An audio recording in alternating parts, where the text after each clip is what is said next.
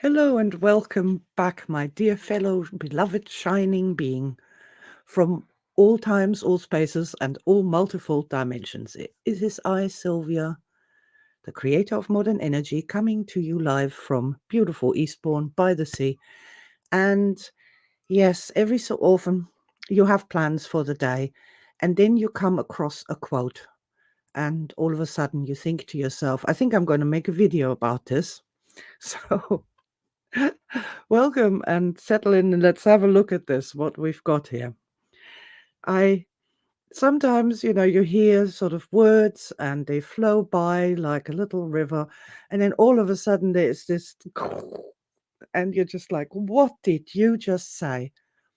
So I was listening to this gentleman having an absolute diatribe about bad people who want to undermine science and the, trust in science business.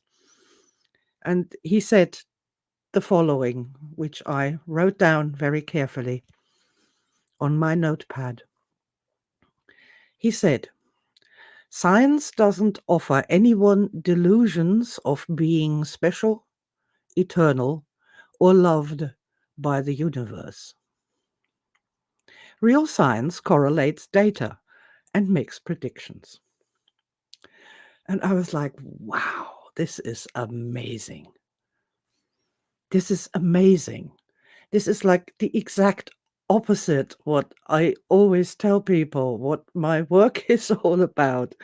It's like you couldn't get more opposite in this first part, the first sentence, than you possibly could.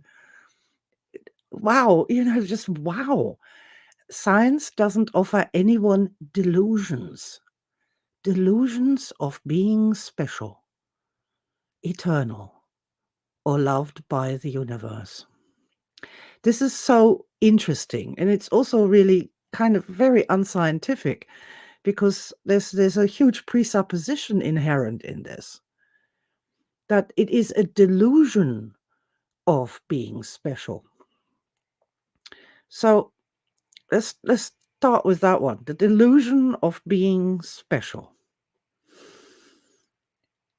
Man, if we just go to the basics here of the hordes of sperm swimming towards the egg cell. Yeah, I want to get there first. One of them does. And then this thing happens, this amazing thing happens, the moment of conception, when from these two separate things, the egg cell and the sperm cell, this completely new and different being, creature, whatever you want to call it, emerges. What are the chances? But anyway, this being emerges, the moment of conception, this starburst of entry into this whole thing that's going on here, which I call the grand universal procession. This thing that's going on outside of us, around us, within us, this crazy thing. It's just incomprehensible. So I call it the grand universal procession because it kind of moves and everything is in it. And then all of a sudden, this new being is in it, like you or me or any single one of these 8 billion people on the planet today. Being special. Now, in all time spent and all time still to come, there will never be another being like that at the moment of conception. At the moment of conception, there'll never be another being like that. And even if that being that comes into being is a part of being a twin set or 6 tuplets for that matter, each one is completely unique. And then with every single experience this being has, it becomes more and more and more unique because its life experiences are unlike any other being that has ever been and that will ever be. So, yeah, special and unique. Um, oh, wow, just wow. Wow. So I don't see that being a delusion. I would be saying that's data, that's a fact. It is a fact that every person is indeed special, unique. No one else has ever been there. And whatever they do, and this is important to me as a part of modern energy, is to say to people, because you are special, because you are unique, you are the gift that only you would have to give. And the way that translates to me is that we can all paint pictures. Every one of us can paint pictures. All the 8 billion of us, and not one of them is going to be the same. And every one of us can write a story or a poem, and not one of them is going to be exactly the same as anybody else's. You are special, and you really do have within you to give the gift to humanity, to your surroundings, to yourself, to the grand universal procession, the gift that only you would have to give in all time spent and all times yet to come. So I would consider that to be a fact, a simple fact, and definitely not any kind of delusion. So, yeah, you're special in my world. Welcome to my world.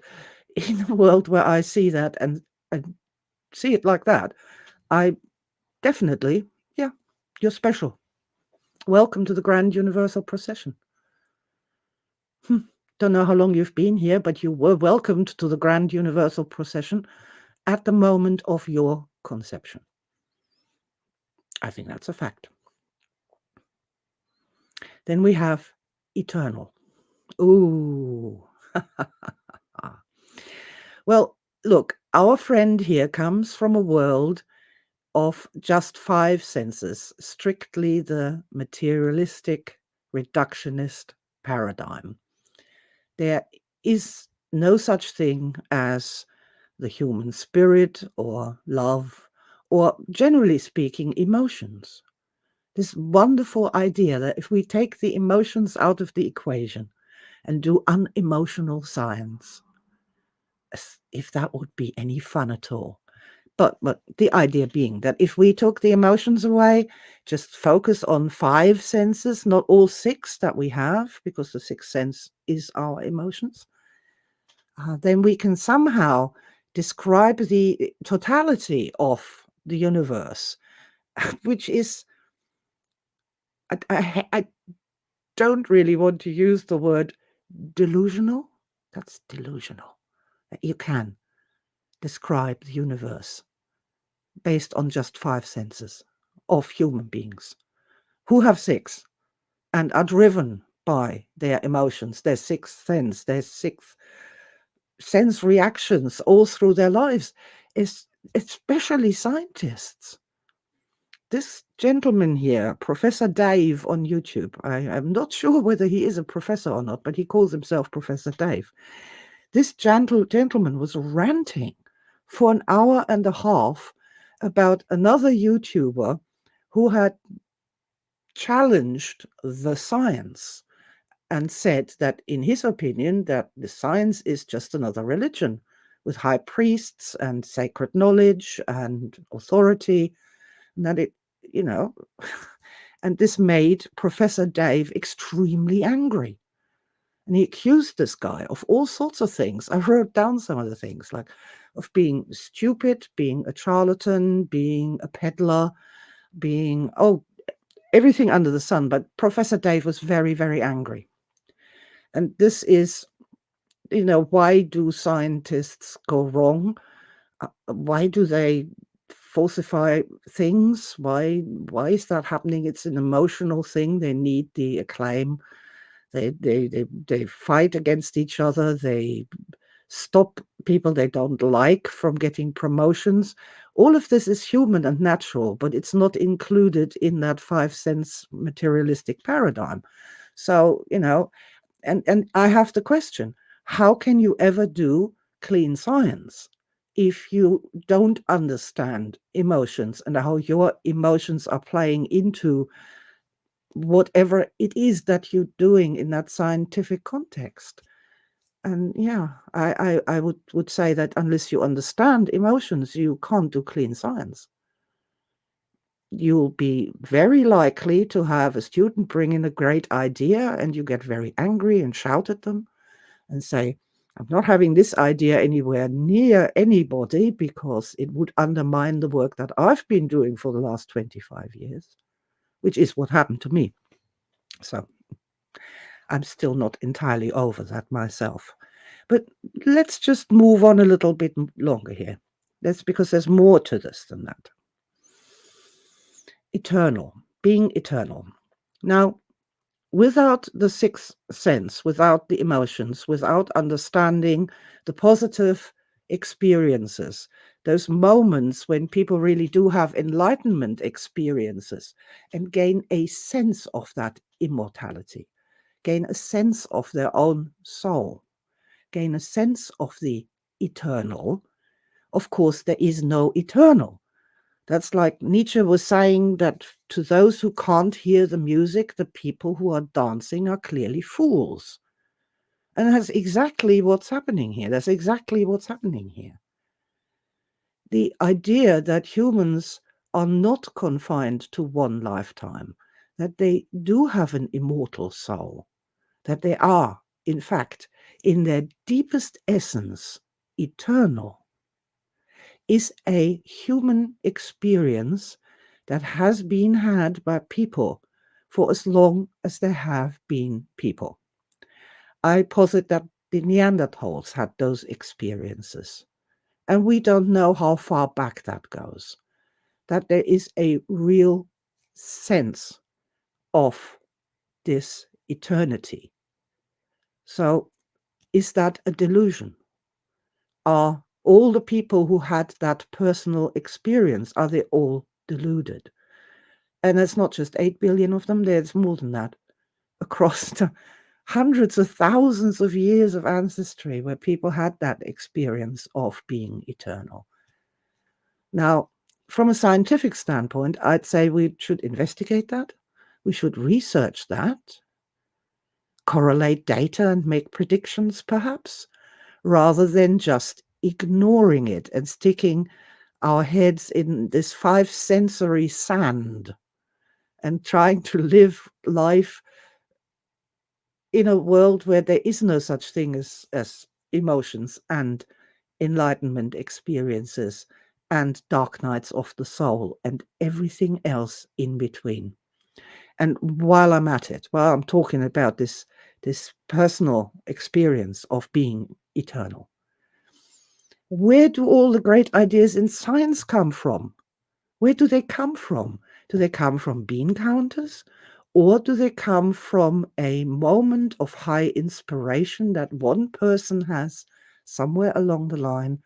They have their eureka moment where they dance naked in the street. That's the same thing. It's a star event that leads a human being to understand and to know more than they previously did. And so, yeah, I should think all the great breakthroughs in science are from that same place where the experience of eternal comes from. But again, I don't want to convince anybody at all. Just, check it out for yourself. Look in your own star memories. Talk to other people. Look at the experience of people. Collect data. Correlate data. Make predictions. Yes, and so we come to the third part of that sentence. Loved by the universe. This, once again, I could take that right back to the experience of being eternal. I could take that right back to the incredible grace that we are actually here, each one of us, and we are getting to play a part in the great universal procession. When all the other sperms and eggs out there that gave it a go didn't get that chance. They didn't get in. They didn't get to be manifest here. We could go to say that even being given the chance to be here and experience all of this could be said to be a grace. And a grace is when you're being loved by the universe. But we can also go another way, and we can correlate some more data and make some predictions. And the data that I'd like to correlate here is the literally endless studies from both sides of the aisle. So there are always like spiritual universities who run tests. And so there, of course, they want to have those sort of results. And then you can get the non-spiritual people, the 5 sense materialistic reductionists who run experiments to try and debunk this. But the fact is that people who think that they are loved by the universe, that God loves them, God cares for them in every way you want to phrase this, knowing that you are indeed loved by the universe, that these people, they live longer, they heal faster, they are more productive, they're more successful in life, they have better relationships. So there again, we can just stick with the data and say, these deluded people that they feel that they're loved by the universe, they have better lives, they're more productive. Perchance they are better scientists with better results. They're more likely to have amazing ideas. They're more likely to have a great and lasting impact and a legacy. It's a fascinating thing if you start thinking about it. So, yeah. So, science doesn't not offer anyone delusions or ideas or thoughts of being special, eternal, or loved by the universe. There are some people out there, like our friend Professor Dave, who have a different delusion. The delusion of being nothing special, being ordinary, replaceable, unimportant, just rubbish, trash, nothing. And they're not eternal. They're just flesh bags that will turn into maggot fodder. And everybody forgot they even existed at all, leaving no traces in the sands of time. And not being loved by the universe just not caring at all, whether they live or die, whether they have a good time, whether they procreate. Just a very cold and heartless universe. If we're going to be talking delusions, one of these delusions makes for a happier life and a happier person with a lot more friends, a lot more fun, and a lot more excitement, especially as you're getting older in life. The other one is really sad and depressing and becomes more and more depressing the older you get in life once more. It's, well, I would call it soul destroying. It is soul destroying to believe that you are nothing but flotsam, that you are not immortal, and that the universe hates you, basically. This is not a good delusion to be living in. And as we have some measure of free will, although this can be obviously debated, but we do have consciously a little measure of control. And we could say, for example, well, one of them is just a nicer place to be. I would rather move into this nice house with a nice garden with sunshine and friendly neighbors than into this falling down hovel, this remnant of a Second World War fortification with darkness and just misery. One of them is going to be better for the human being than the other. And so I'm going to invite you, everyone else who's listening, to come and join me in the delusion, if you will want to call it that. But I could call it the creation of a matrix, a reality creation, if you will. I would invite you to join me on the side where you are special, where you are eternal, and where you are indeed loved by the universe, and you know it because you feel it. So I invite you to come over and join me in my delusion that the great creative order is the most extraordinary place to be, that we are really lucky to be here, each one of us, that we are on the greatest adventure any human being could ever have. And then, so for the future, I would like to say, I would love for real science to be real. Let us correlate the data. Let us make predictions. Let us re-evaluate models and presuppositions that have not worked out. There are many that have worked out wonderfully.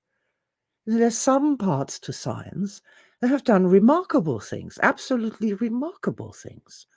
And they work clearly and they're to be lauded and applauded. But there are also other parts of science that haven't worked at all. People are not any happier, they're not any healthier. Whatever is going on there is just not moving forward or doing its bit to astonish us with its progress, with its new ideas. I gave a speech in 2011 called The Third Field.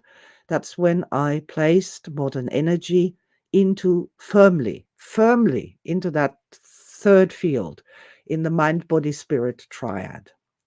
It is high time we have a real science of emotion, a real science of energy, and a real science of love.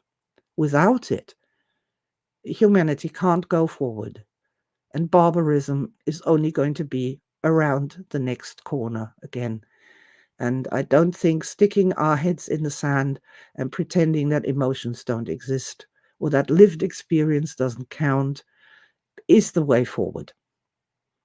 I am 100% for challenging and questioning and debate at any time, anywhere, because I am lucky that I can refer to lived experience of real human beings to use that as a pathfinder, to navigate by the stars towards a reasonable, rational, and logical